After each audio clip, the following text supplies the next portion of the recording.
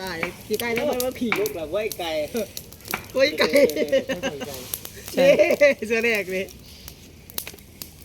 สบายดีเด้อพี่น้องเด้อ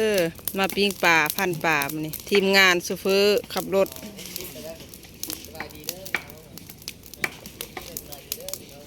กำลังวีโสดได้นี่เมียบ่อยู่ส่วนโสดเมียบ่อยู่รถไปใส่ได้นี่กำลังอัดวีอีกเต่าหนึ่ง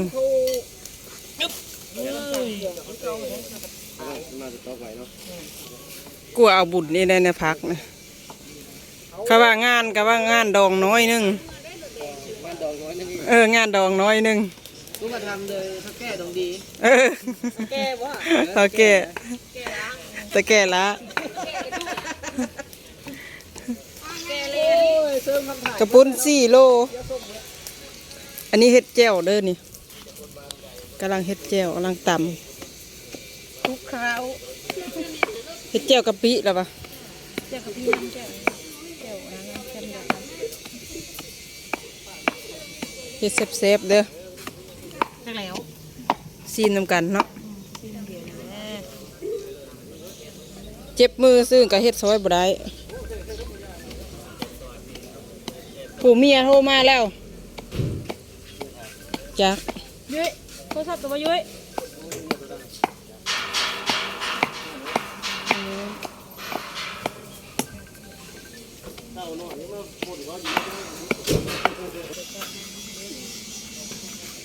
ล้างทีมงานล้างหอม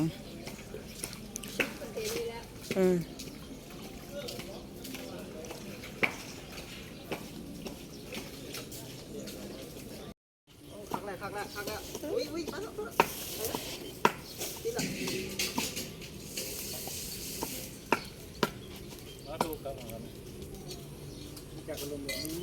อันนั้นอัน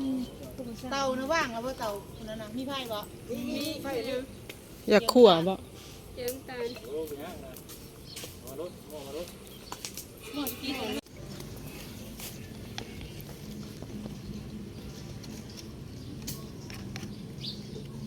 พักนะไหมพักไว้เลยเด้กำลังเทบ่เอาพักเลยซะพักบุปี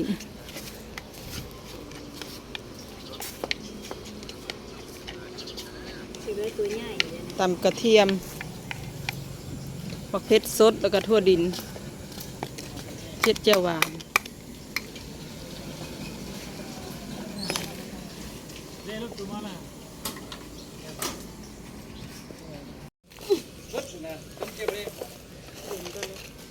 เอาทำเย็นกันวะ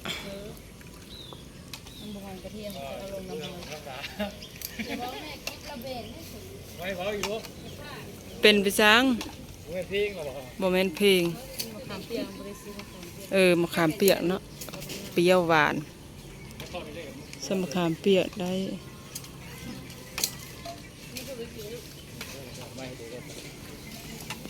เจียวหวานธรรมศาสตร์ของเมียโซเฟอร์ขับรถบ่คืออยู่เฮือนเฮา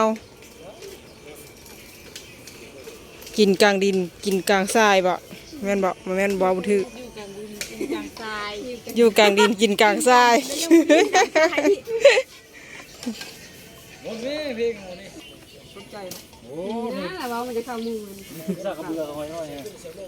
อย่าได้แห่งน้อยได้เมียมาบ่ทันได้อุ้ยหอมใบตองกล้วยหอมใบตองกล้วยพี่น้องเอ้ยปิ้งปลาสุกแล้วก็สิได้ทานได้บัดนี้ทีมงานกระปุ้นพอดี4 โลเต็มแผนกปลาพริกเบิ้งโอ้เกือบไหม้ละพริกมันนู่นหาผัดปุ่งอีกเหิงเติบเลยได้ไฟแห้งแล้วไม่อยากจับเลย นะถ้าถุงยางได้นะขอบคุณค่ะ จะน้อยเนาะ ขอบคุณใส่ถุงยางเอาพักระยายใส่อัน ปกติ ตรงกล้วยจะเอานึง หอม แบบคนป่าเด้อ อ้าวของเขากับคนป่าครึ่งหนึ่งละ ดูดุนเลยเนาะ ในเงินจะยูทูบมาเอ็ดปันปากดิ ได้นะคันยอดวิวฮอต100 โอ้ย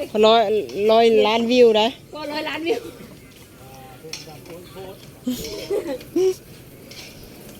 ตอนชุดสองได้ใส่ตัวดินอยู่ ใสยังบ่ทันเย็นอยู่ โอ้ถ้าป่าชุกเราจะเอาลงกันเลยนะ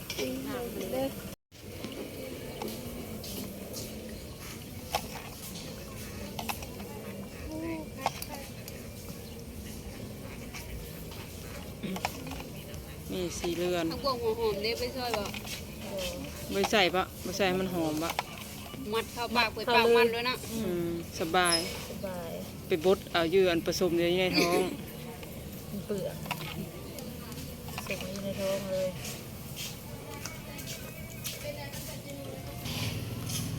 ใส่กับซีมแต่เอาซีมี ซีมี ขี่นะ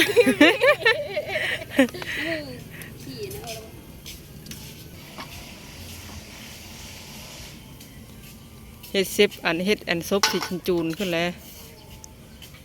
เซฟโลเล็ก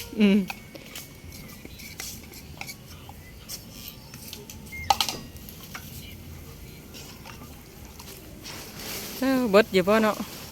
เบิด เบิดไหน เบิดเนาะ11 คนแล้วเนาะ เป็นคนเลยบ้ายังไง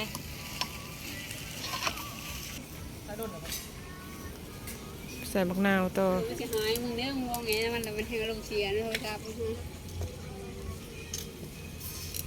ใส่มะนาวจ้า ลุยจ้า คนเฮ็ดก็สวยๆแล้ว ได้กินได้อยู่เถอะนะ คนเฮ็ดก็งามๆเลยคันบ่ยองเฮ็ดคันบ่ยองเขาบ่เฮ็ดให้สุกินได้แท้น่ะ แมวมันนั่นเว้ย แค่บักหน้ามันซีมดิ จิ้มเนาะ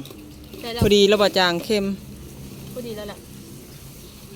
มาซินู่นแหละเจ้ามา ดีก็ต้องดีเวทแล้วเลยวันนี้ เออ สูจติวันนี้ บ่มีสิทธิ์บ่มีสิทธิต้องกินอย่างเดียว แซ่บบ่ เซฟก็ต้องแซ่บละไปได้มาซิเนาะ เสียนให้เจ้าซีนเลย มาเลยซีรถซีเจียวนะ เอาซีมแล้วนะ มาซีรถ ไผ่สิซีม จะได้เดี๋ยวบ่เลยบ่ บอกตัวนี้แล้ว ทุความอ้าวย้ายฮอดใส่ได้บาทนี่ความเราบ่ได้กินแล้วนะมื้อนี้ มันบุมีเขี้ยมหมูหอมเลย บ่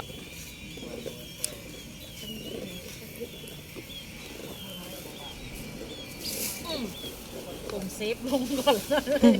มาจ้า เซฟลงตรงนึงว่ะ ปิ้นหน้ามาพี่ไหมมาจ้าพัดปิ้นหน้าไปข้างๆของบัดนี้ เอามาจ้าเยื่อๆจ้าไหวอยากเพชรไปเลย กัดเอากัดเอา ตับตึมบ่เพชรเลยเซฟเลย กัดเอา เป็นอะไร แล้วอย่าง สุ่มมา พูดกับเพื่อน ใช่ไหม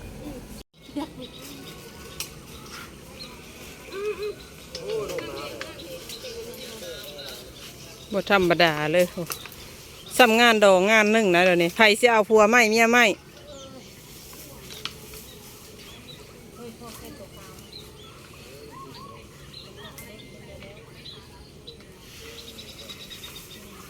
มีแต่รถบ่ได้เนี่ยรถแก้เครื่องเต็มปั๊มน้ำมันโซเฟอร์ขับรถทั้งเบิด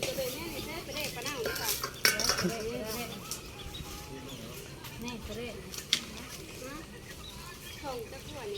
กับยานี่เลยเอามาเอาใส่ตัวนี้ ป้าเฮ้ยเจ้าบ่มือเอาโคมสิมืดเลยได้นี่มานั่งเต็งเดียวแล้วก็มืดเลยนี่ย่างป่าย่างพันมาฮอดพี่น้องเลยข้าเกาหลีผ้าข้าวสามัคคี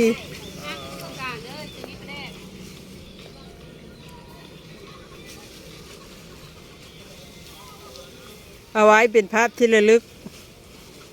ใครจะเข้าเบิ้งแล้วเข้าเบิ้งต้องจำที่ดีม่วนป่าคักเลยลูลามาเห่าลูจนมาเห่าแล้วจังหน่อยนี่บ่ธรรมดาซ้ำเดี๋ยวก็ตกพูดแล้วเนาะวันนี้เนาะไอเดียวเธอแก้แล้วพร้อมทั้งวัน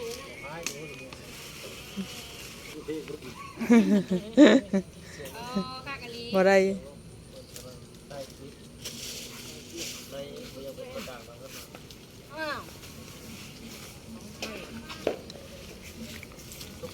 ข้าวสุกเบอร์หรือเปล่าเข้าเลยพี่ก๊อบเข้าพี่เจ้าบานมันเข้าตะหัวท้ายพี่เข้ามาเด้อ โมแหงอื่นโมมาโมแหง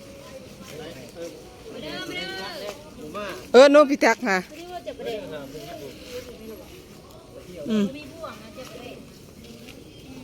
หามนบ่วงซะ